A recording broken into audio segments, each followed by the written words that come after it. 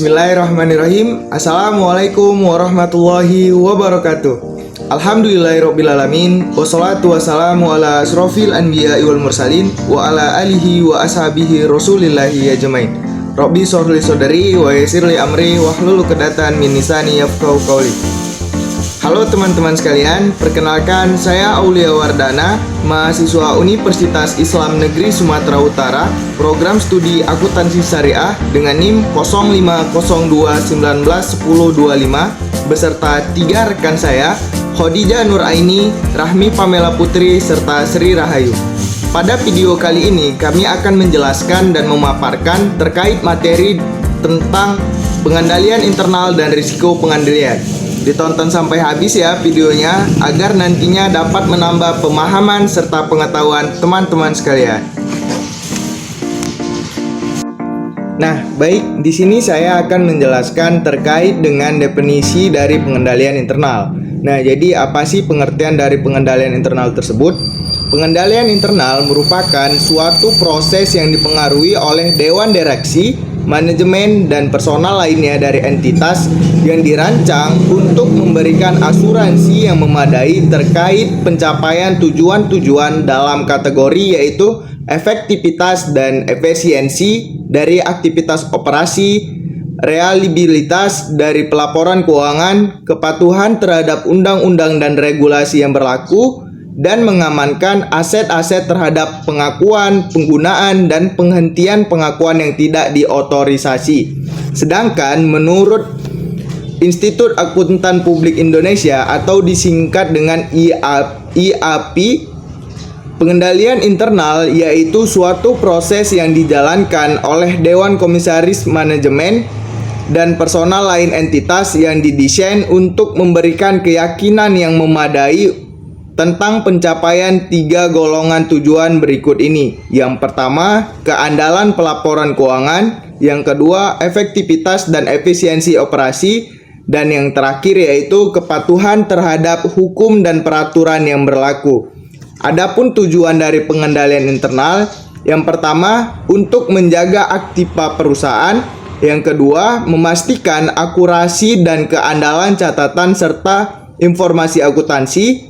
Selanjutnya yaitu mendorong efisiensi dalam operasional perusahaan, dan yang terakhir mengukur kesesuaian dengan kebijakan serta prosedur yang ditetapkan oleh pihak manajemen. Baik, itu saja yang dapat saya jelaskan. Untuk materi selanjutnya akan dijelaskan oleh rekan-rekan saya. Terima kasih. Nah, di sini saya akan menjelaskan tentang komponen pengendalian lingkungan internal. Komponen pengendalian lingkungan itu ada beberapa, yaitu pertama ada lingkungan pengendalian. Lingkungan pengendalian ini terdiri atas tindakan, kebijakan, dan prosedur yang mencerminkan sikap manajemen puncak, para direktur, dan pemilik entitas secara keseluruhan mengenai pengendalian internal serta arti pentingnya bagi entitas tersebut. Faktor lingkungan pengendalian ini meliputi integritas, nilai etis, gaya operasi manajemen, sistem pelimpahan wewenang, dan proses untuk mengatur dan mengembangkan sumber daya manusia dalam organisasi. Dan yang kedua itu ada penilaian risiko. Penilaian risiko oleh manajemen untuk menilai risiko sebagai bagian dari perancangan dan pelaksanaan pengendalian internal untuk meminimalkan kekeliruan serta kecurangan yang mungkin akan terjadi.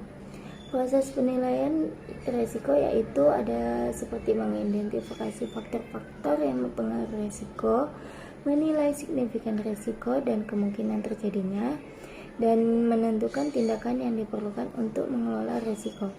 Yang ketiga itu ada aktivitas pengendalian. Aktivitas pengendalian adalah kebijakan dan prosedur yang membantu memastikan bahwa tindakan yang diperlukan telah diambil untuk menangani risiko untuk mencapai tujuan entitas. Dan yang keempat itu adalah informasi dan komunikasi. Tujuan sistem informasi dan komunikasi akuntansi dari entitas adalah untuk memulai, mencatat, memproses, dan melaporkan transaksi yang dilakukan entitas terkait. Dan yang kelima itu ada pemantauan aktivitas. Pemantauan berhubungan dengan penilaian mutu pengendalian internal secara berkelanjutan atau periodik oleh manajemen untuk menentukan pengendalian itu telah beroperasi seperti yang diharapkan dan telah dimodifikasi sesuai dengan perubahan kondisi. Nah, selanjutnya yaitu alasan perusahaan menetapkan sistem pengendalian informasi dan komunikasi untuk keterlibatan bisnis.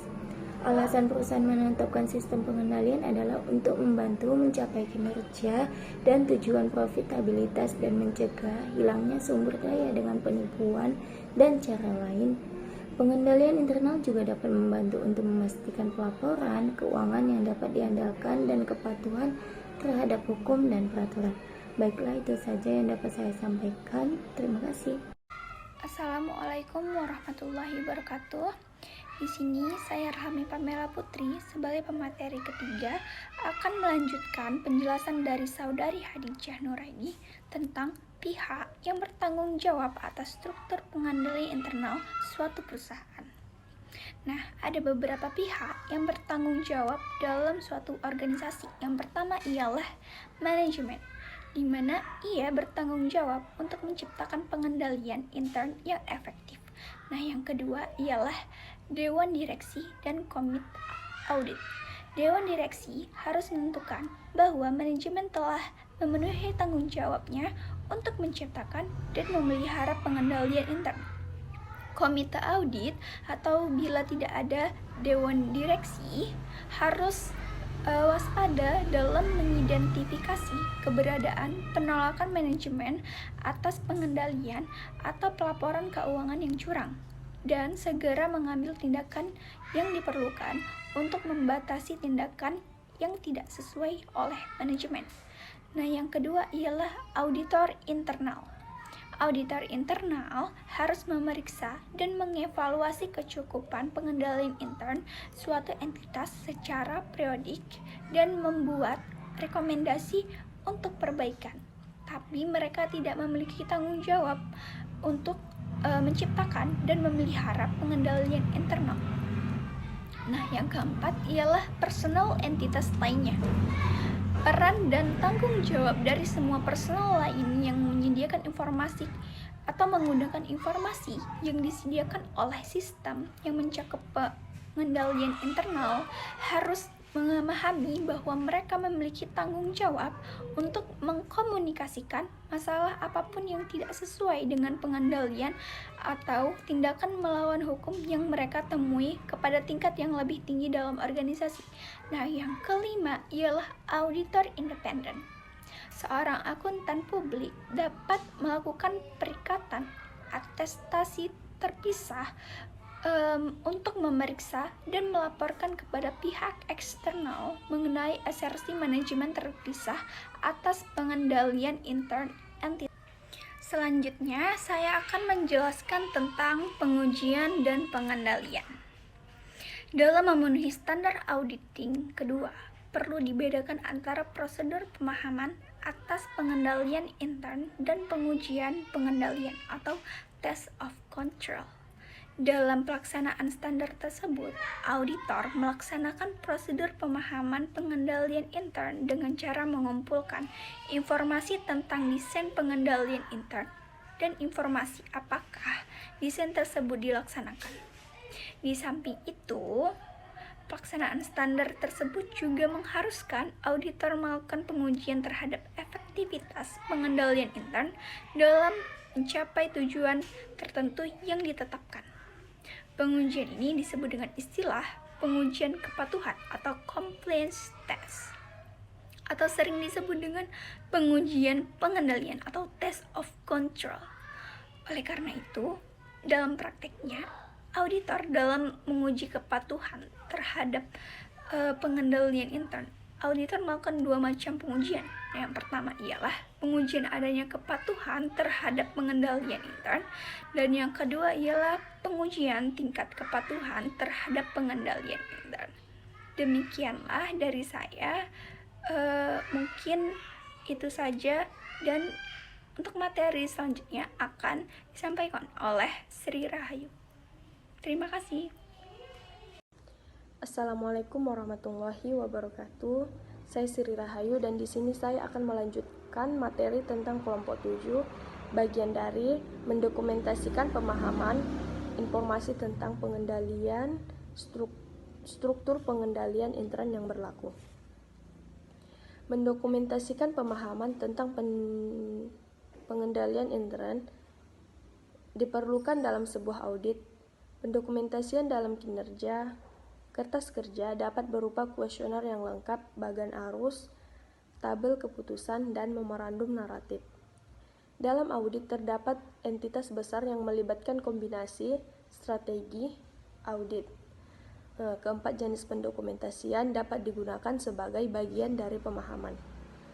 Dalam audit terdapat entitas kecil di mana pendekatan substansif utama mendominasi. Suatu memorandum tunggal mungkin sudah cukup untuk mendokumentasikan pemahaman mengenai semua komponen. Auditor dapat mendokumentasikan pemahaman bersama dengan ketika mereka memperoleh pemahaman itu. Sebagai contoh, auditor seringkali mencatat jawaban klien atas pertanyaan dalam kuesioner yang telah dicetak sebelumnya yang menjadi bagian dari kertas kerjanya. Pemahaman tersebut menjelaskan 3 bagian bentuk pendokumentasian yang secara umum digunakan oleh auditor. Yang pertama, kuesioner, yang kedua, bagan arus, dan yang ketiga, memorandum naratif. Selanjutnya yaitu risiko penilaian. Semua komponen pengendalian internal dari lingkungan pengendalian sampai pada monitoring harus dinilai risikonya. Penilaian risiko oleh manajemen berbeda, namun terkait erat dengan penilaian risiko auditor. Manajemen menilai risiko sebagai bagian dari merancang dan mengoperasikan sistem pengendalian internal untuk meminimalkan kesalahan dan penyimpangan yang terjadi. Mungkin sampai sini yang dapat saya sampaikan. Kurang dan lebih saya mohon maaf. Assalamualaikum warahmatullahi wabarakatuh. Baik, terima kasih buat teman-teman yang telah menonton video ini dari awal hingga akhir. Semoga video ini dapat bermanfaat bagi teman-teman sekalian, dapat menambah pengetahuan dan wawasan teman-teman.